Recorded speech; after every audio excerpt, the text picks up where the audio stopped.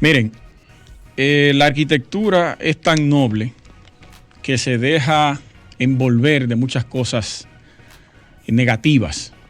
También la arquitectura es bastante peligrosa. Depende cómo uno la ejerza y cómo la vea. Pero me quiero enfocar en la parte noble para la utilización de esta y también el sector construcción de manera o en la rama de la corrupción. La arquitectura y la corrupción.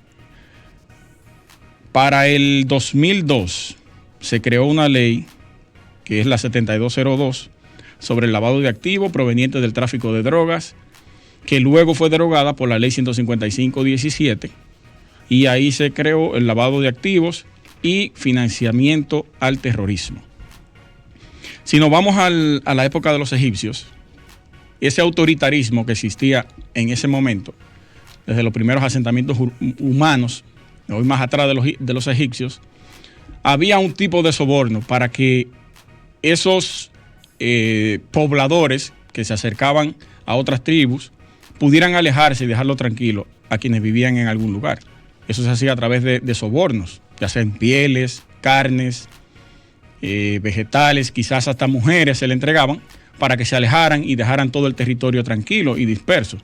Eso pasó también con los egipcios, implementaron su manera de corrupción para poder generar estas construcciones monumentales, que yo le digo las arquitectura faraónica, le llamo yo a este tipo de construcción.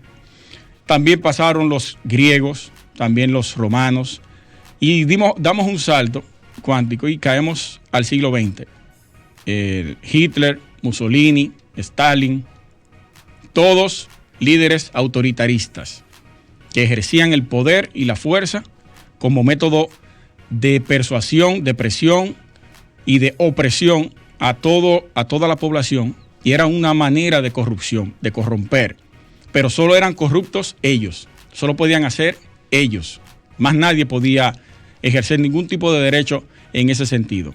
Y la arquitectura que ellos ejercían tenía sus ribetes de corrupción totalmente, porque quienes manejaban todo ese proceso era la parte del Estado en estos gobiernos.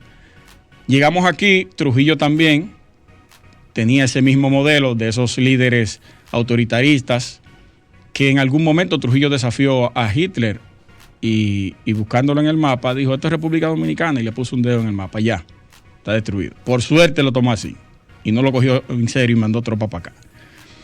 Trujillo, que a pesar de todo, todas sus barbaridades que cometió, hay que darle para la parte de la creación de la ciudad, y obvio, fueron 30 años que duró en el gobierno, tenía que hacer algo.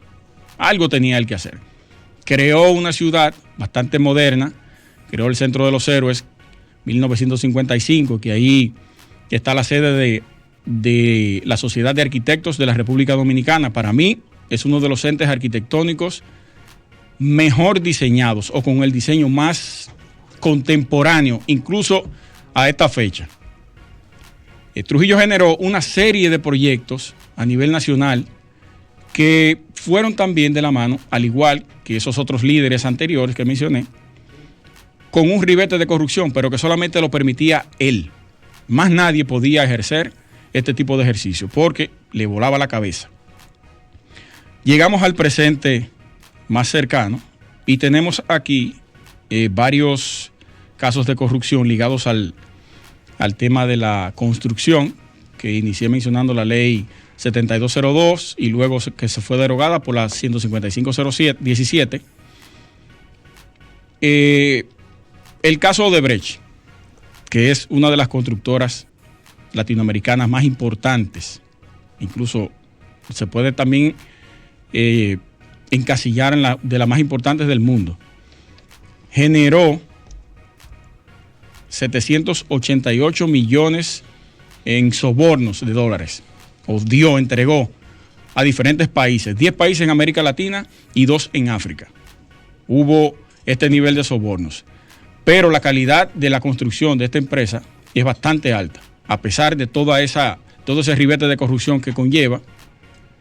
Tienen, por suerte, un capítulo de muy buena calidad para sus trabajos.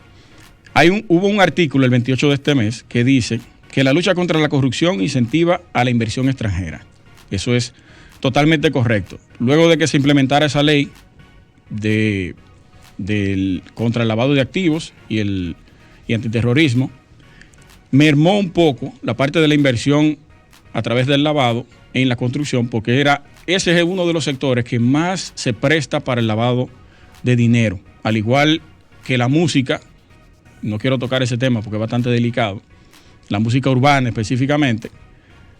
Y para el año 2021, si eso se pudiera lograr, si se pudiera disminuir o combatir, manteniendo un ambiente de tranquilidad en términos de corrupción, dicen el Banco Central y dicen números que están siendo procesados, que el crecimiento para el 2021 pudiera ser de 5.5% en la economía de República Dominicana. Esto, sumándole que en el primer trimestre de este año, para marzo específicamente, el sector construcción creció un 56.8%.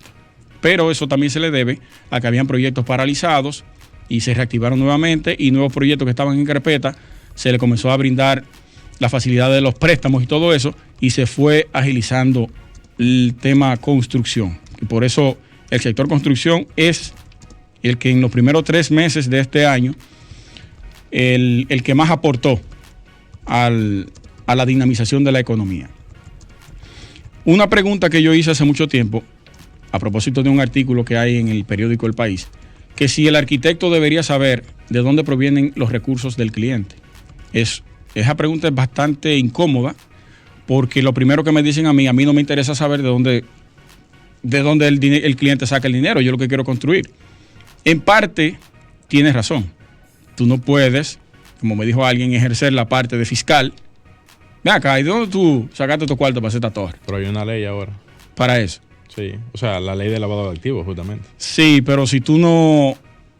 A ver, tú no puedes abordar al cliente preguntándole de dónde tú tienes o de dónde tú sacaste ese dinero. Sí, tú no tienes quizá la potestad de hacer eso, pero en función a la ley, corroborando con el comentario, en función a la ley, sí tú puedes tener el cuidado de no tomar dinero por encima de lo permitido por la ley, porque si no ya tú te conviertes en parte de cualquier tipo de acusación a futuro. Pero, ¿y si es una torre de 100 millones de pesos? Uh-huh. Usted no tiene manera de poder medir eso ni de controlarlo. Es un proyecto que se está haciendo y el tipo tiene su empresa legal, tiene todo su papeleo en orden y el proyecto totalmente... Siempre y cuando tú recibas el dinero con, digamos, alguna constancia de recibo y todo eso, quien tiene que justificarlo es la persona, él, sí. no tú. Por eso la pregunta es un poco incómoda para mucha gente. Cierto, incluso para uno. Uno no puede ponerse a preguntarle a todo el cliente que quiera hacer una inversión. No, para nada. ¿Y esos cuartos, dónde los sacaste? Cada quien tiene que defender su patrimonio. Entonces, la corrupción, de una manera u otra, afecta sin querer a la arquitectura. Porque mira, el banco HSBC es uno de los bancos que más lava dinero a nivel internacional. Desde el narco, México, hasta, bueno, lo vimos, ¿quién fue? El de la Torre Atiamar, ¿cómo era que se llamaba? Arturo del Puente. Uh-huh. Arturo de la Fuente, qué sé yo, algo así que se llama. Me voy a acordar ahora, pero... ¿Cómo es?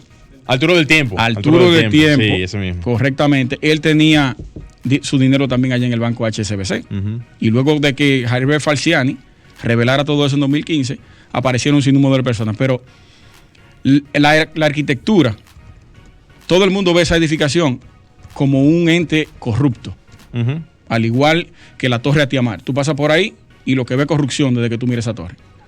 Por más bondad que tenga la arquitectura ahí, está afectada por la construcción, por la corrupción.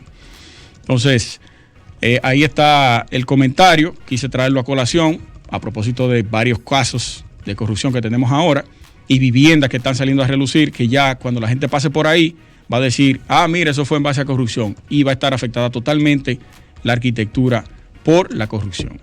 Franklin, vamos a una pausa y regresamos. Estás escuchando Arquitectura Radial. Ya volvemos.